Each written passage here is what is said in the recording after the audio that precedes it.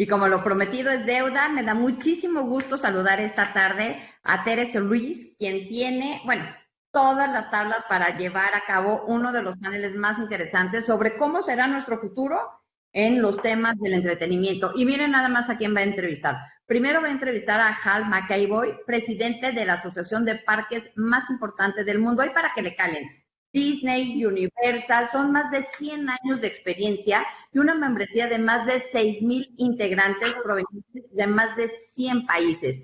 Y además también está con ella Jaime Byrom, quien es el chairman, imagínense, de la Copa del Mundo de Fútbol de la FIFA y los Juegos Olímpicos. Así que, Tere, no tengo nada más que decirte porque sabemos quién eres, tu trayectoria es conocida por todo el mundo, directora de Turismo de Deloitte, México. Muy buenas tardes y estamos a tus órdenes. Muchas gracias, muchísimas gracias, querida Lourdes. Y vamos a cambiar de idioma. I want to welcome our panelists and, of course, our public to this panel on the challenges of entertainment in the new era. And we are really very impressed on how theme parks, attractions, sports events have become really a very important source of flows of tourism in the world, a large business according to IAAPA. This industry received last year 1.2 billion guests, and that had, just for the theme parks, they had a revenue of 52.1 billion, which is slightly over twice the revenue for total tourism in Mexico. On the other hand, sports events have also become a large source of revenues for tourism. It was estimated that the value of the sports industry at the world level is around $480 billion US. So thank you very much to our two guests that we have heard from the introductions, are world leaders in their industries, and they also have a very relevant experience because they have a global view. So they know what the industries are doing at the national level, what governments are doing, and they can give us some advice on what we could do as an industry under current circumstances. So thank you very much for accepting Senet's and Cicotur's invitation, and thank you very much for allowing me to conduct this panel. Let's start with the questions. We have around 30 minutes for this panel. I would like, if possible, to keep it in 20 for questions and answers, so we can also have some feedback from our attendees. I would ask Hal, I think, and if the technical team can help me with his video. One of IAAPA's role, of which you are president, is to support its members in creating strategies, in improving sanitary processes, in giving technical financial support, and also in their dialogue with the government. I'd like to ask you first, what under current circumstances, when we saw that the theme parks started closing in Asia in January, and gradually these closures spread towards Europe and the United States and Latin America, how do you estimate the impact in revenue of these closures? What would be your large view? And then we continue with other questions. Well, good afternoon, Teresa. Can you hear me? I'm having some trouble with the video. Yes, we can hear you. We can hear you very well, Hal. Okay, well, I'm just going to keep going. Well, thank you, everybody. In answer to your question, you know, the pandemic, COVID-19 pandemic, has been significant to travel and tourism around the world, and certainly to the attractions industry. You know, the latest research from the World Travel and Tourism Council puts job losses projected in 2020 at over 100 million job losses. Also, the estimates for gross national product loss is 2.7 trillion US. And frankly, it's a staggering potential for 1 million jobs lost a day. Asia getting the biggest part of that with over 63 million jobs lost. America probably around 14.1, Europe 13 million. So this, the pandemic has been absolutely had a staggering impact on the travel and tourism industry. In our attractions industry, certainly the focus has been operating income, operating expenses, and cash flow, basically trying to stay in business for most of our members. And you know, the losses this year that are estimated in revenue are somewhere between 30 and 90% just in the time that businesses have been closed. And, you know, frankly, this is taking total revenue probably for the industry dropping from about 164 million in 2019 to 65 billion in 2020. So again, the big challenge right now is getting reopened, and you know, how fast and at what capacities. And so that is one of the things the industry is working very closely on with the members, the governments, to see how fast we can get back, because the industry provides so many jobs. And frankly, the pandemic has caused significant impact to that. I understand. And as we were discussing, you have been really an advisor to many countries and in your industry. With regards to their dialogue with governments. In the case of Mexico, as you may have heard, our federal government has decided not to perform a counter-cyclical policy despite the current situation. How do you think this will affect the competitiveness of Mexican theme parks and attractions versus those in the US and other parts of the region? What do you think would be the effect, Hal? Well, first of all, IAAPA has worked around the world with many associations, try to advocate governments to give the assistance needed to the attractions industry and, frankly, to the travel and tourism industry. The not getting this type of assistance, certainly my opinion would be, is going to hurt the speed of the recovery. A lot of companies are having to deal with cash flow issues, as I mentioned. And not having the cash in order to pay the bills is a challenge. Or frankly, when they can take loans, it increases the amount of costs they have. Government stepping forward to give assistance certainly helps businesses stay viable, and it also allows them to prepare for the recovery, which frankly not only helps the attractions and tourism industry, but the governments, because during this time, if there's no revenue coming in, then there's no taxes being collected either. So it's a cascading effect for not only our industry, but all industries infected by this. And frankly, you know, our hope is that governments like Mexico, like Brazil, and others would look towards some type of assistance towards businesses, because the industry really gives so many jobs to people, and frankly, supports, you know, a lot of the taxes that governments do collect. Thank you. Yes, definitely. In terms of jobs and the well-being of the community, that is really a big impact. Now let me go with you, Jaime Byrom. As we have seen, these events, large events, are also being affected by the closures of the pandemic and both the sanitary concerns. What are your estimates on the economic impact of this contingency in 2020? And I would like to ask you about two events which are very close to our Mexican hearts. One of them is the Formula One that came, as you know, to Mexico in 2017 with much success, and many Mexicans feel very proud of being a great Formula One and having been great hosts. And how is this going to be affected? What is the future in the short term and mid-term for this event, particularly in Mexico, but in general in the world? And the second event is the World Cup, the FIFA World Cup.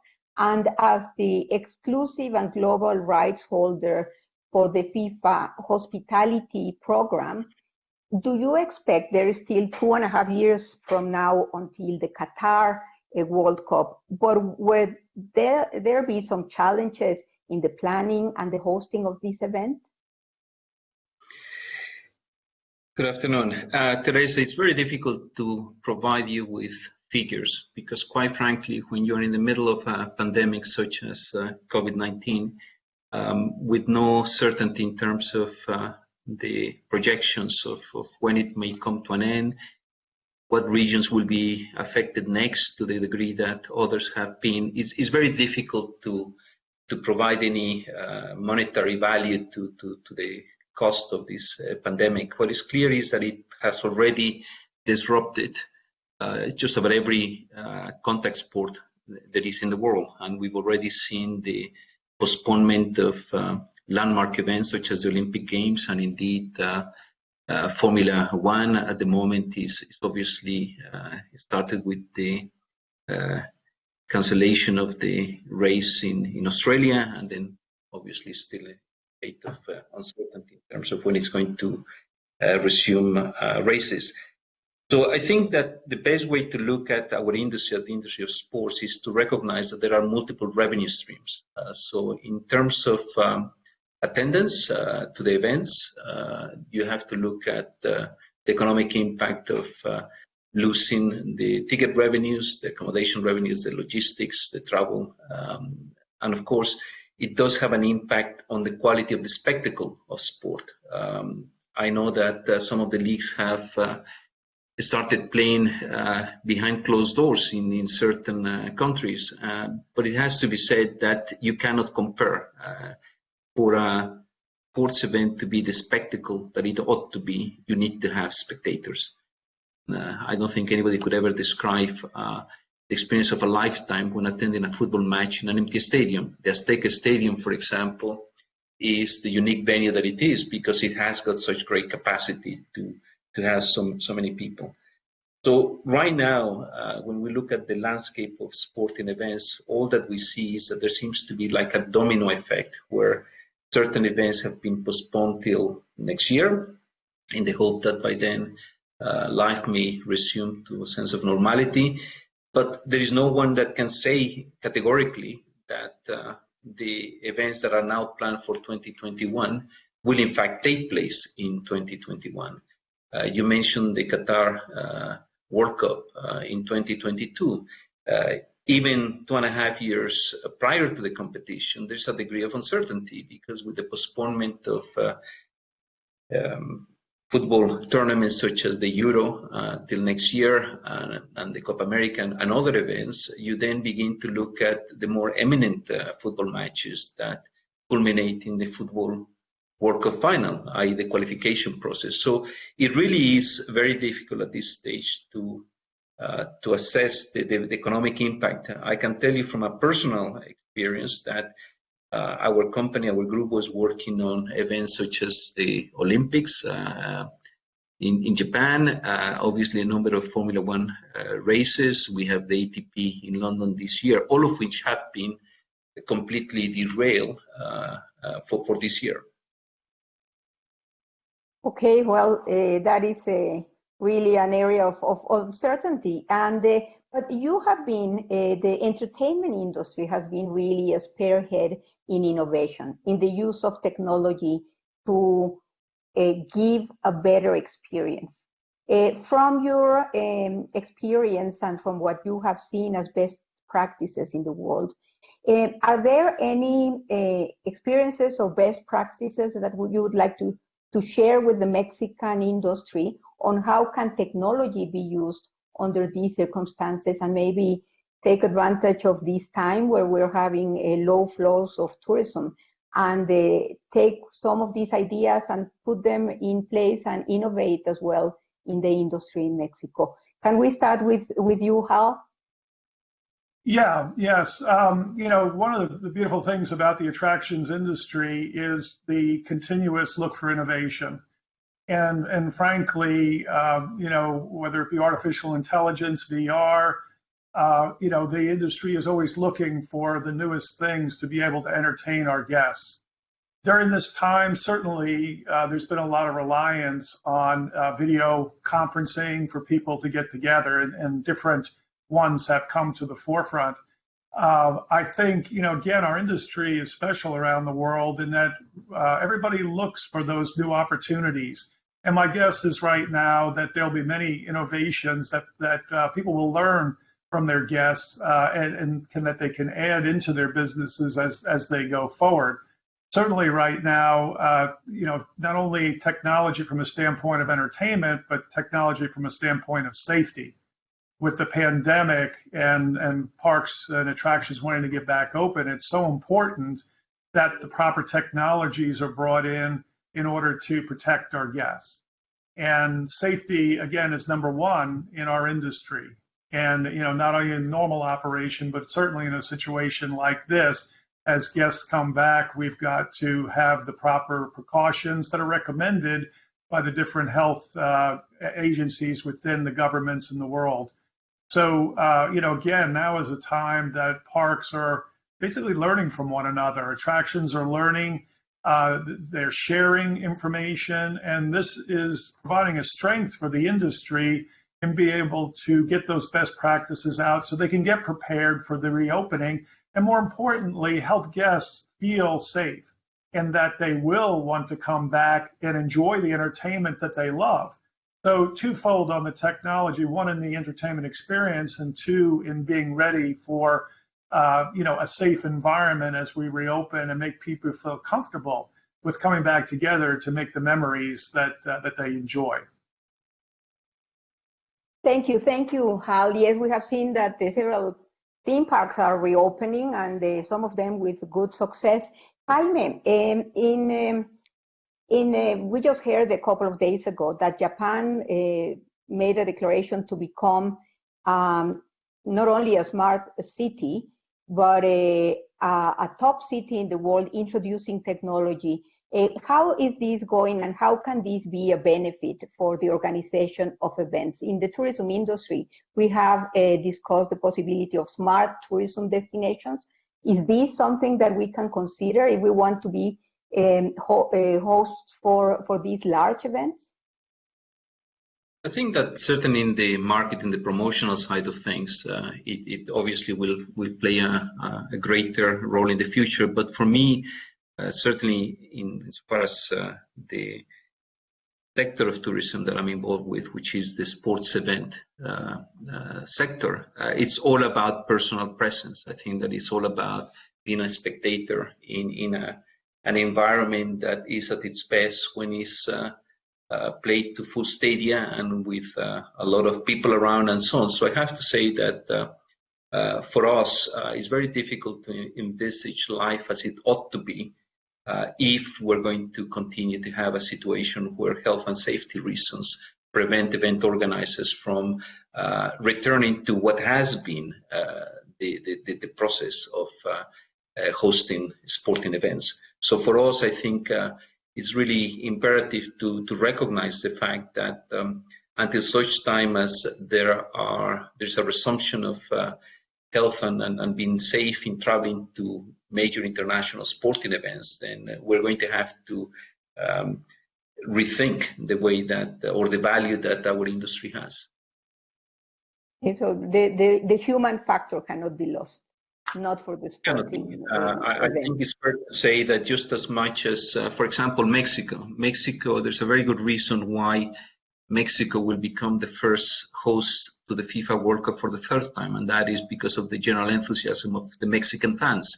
That experience which they export every time there is a sporting event with a strong Mexican presence, you can feel the culture and even the humor of the Mexican public.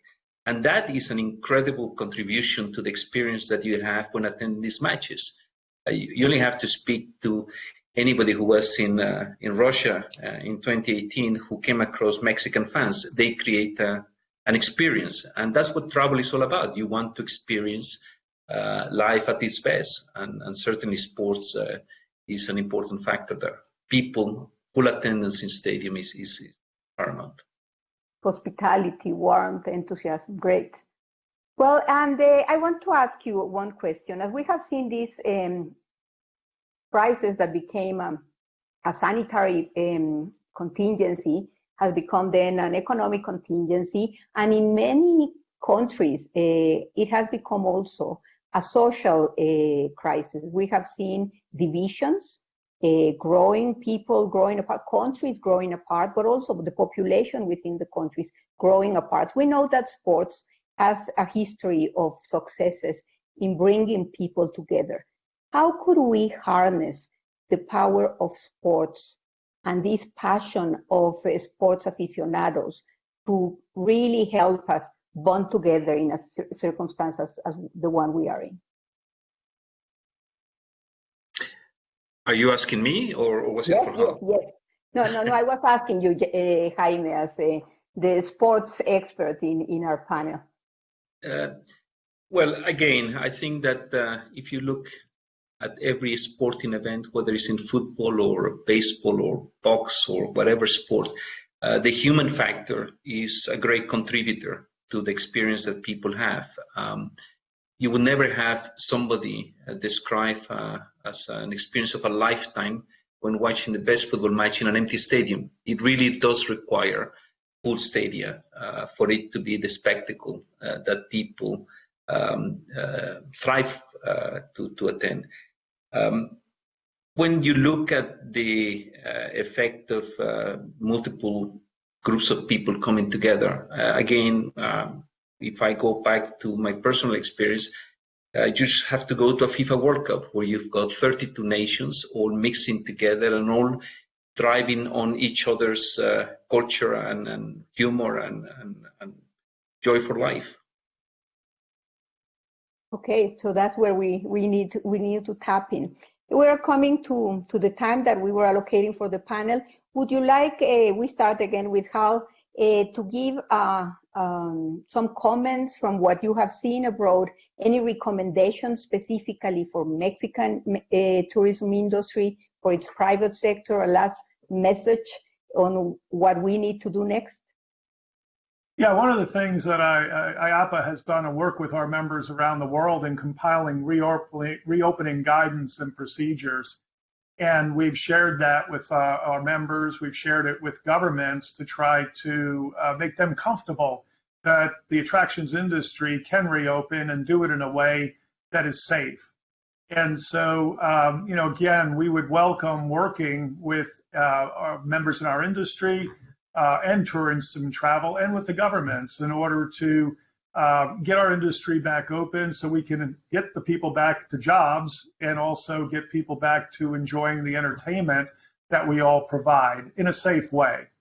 So again, thank you for giving me the opportunity to share. I apologize for the technical difficulty with my camera, but I appreciate this opportunity to share this information. And again, IAAPA is available for any assistance to the industry from members, from our governments. We're very welcoming and trying to work with people to get through this.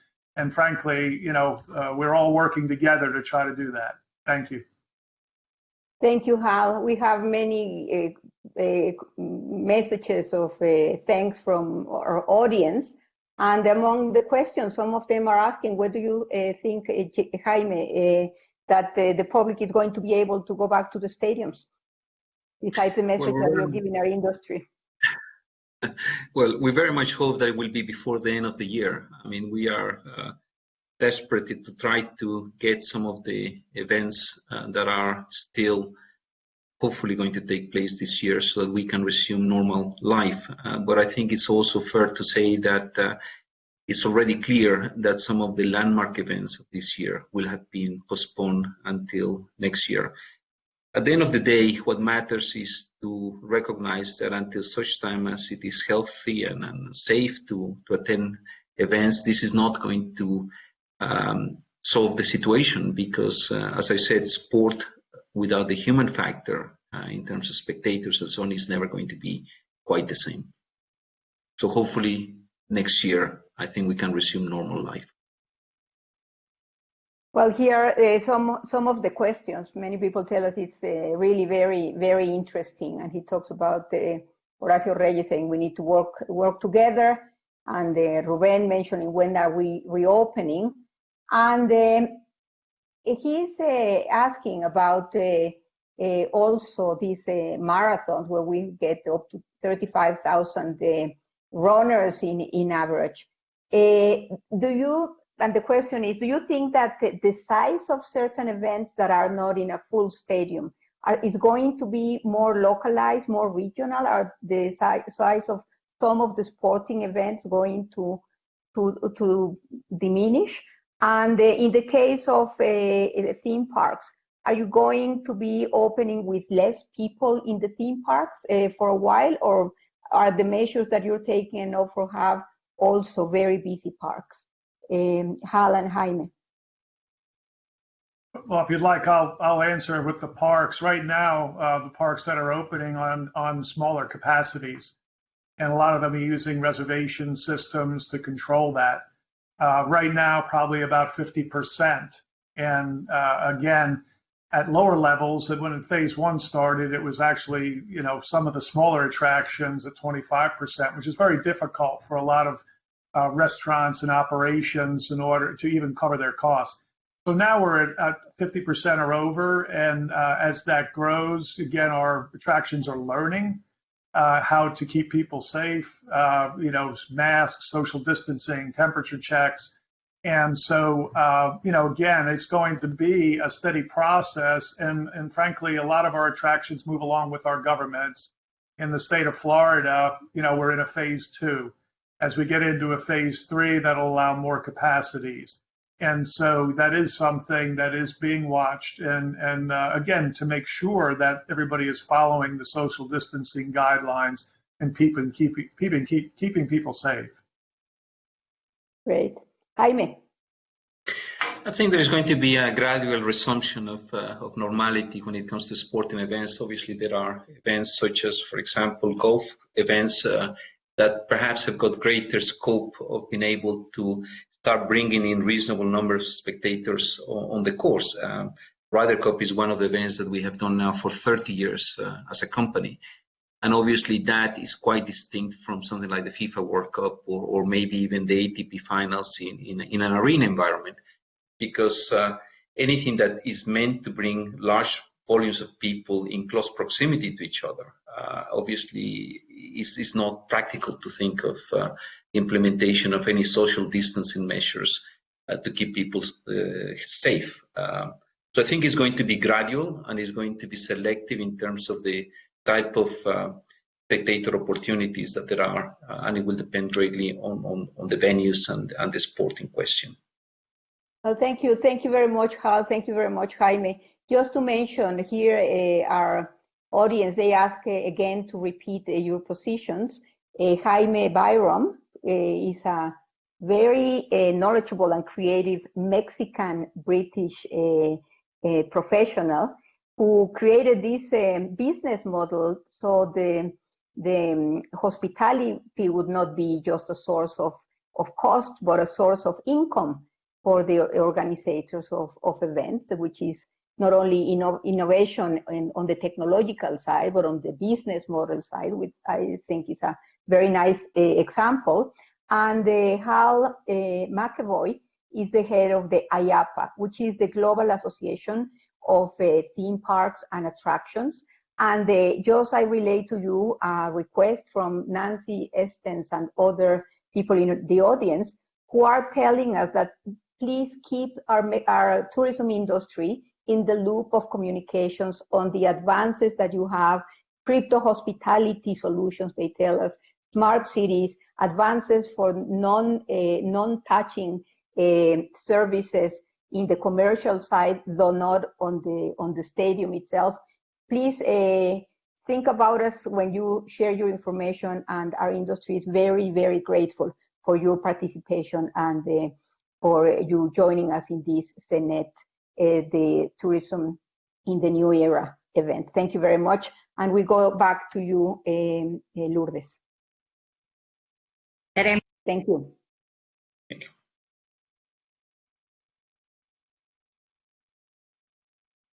entrevistados que la gran diferencia de México contra el mundo no nada más es lo que tenemos, sino los mexicanos. Y eso la verdad es que sí da mucho orgullo. Muchas gracias, querida Tere. Muchas gracias a ustedes.